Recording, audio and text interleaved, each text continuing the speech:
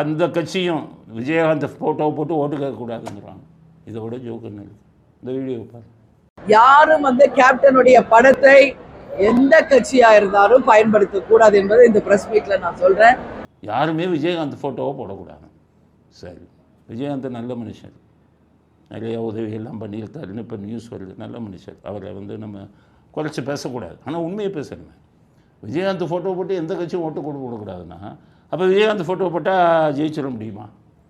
விஜயகாந்த் 2005 கட்சி ஆரம்பித்தார். 2006 அவர் உயிரோடு இருக்கும்போதே எலெக்ஷனில் நின்னார். 10% to 12% ஓட்டு.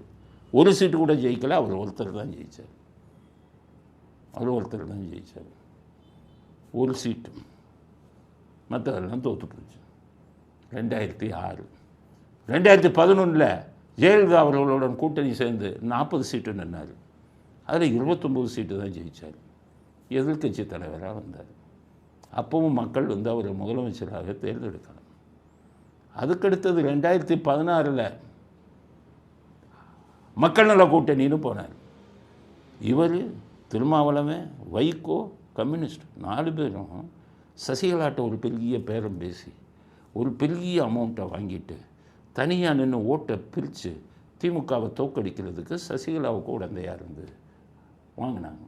அதில் 6% ஓட்டு 4 பேரும் சேர்ந்து. அப்போ விஜயகாந்துக்குடைய ஓட்டு என்னாச்சு? 2%, 3% போச்சு. 2021 சட்டசபை தேர்தல் யாரோட டிடிவி தினகரனோட போய் கூட்டணி சேர்ந்தாங்க. இதே அப்போ விஜய் உயிரோடு இருந்தார். யார்? விஜயகாந்த். 2% 3% தான் வந்தது.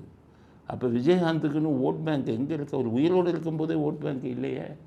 இப்போ அவர் இறந்துட்டார். அவருக்கு இப்போ எத்தனை ஓட் பேங்க் இருக்க போகுது? எத்தனை ஓட்டு சதவீதம் இருக்க போகுது? பிரேமலதா என்னென்னா விஜயகாந்த் ஃபோட்டோவை போட்டு எந்த கட்சியும் கேட்கக்கூடாதுன்னா இது என்ன?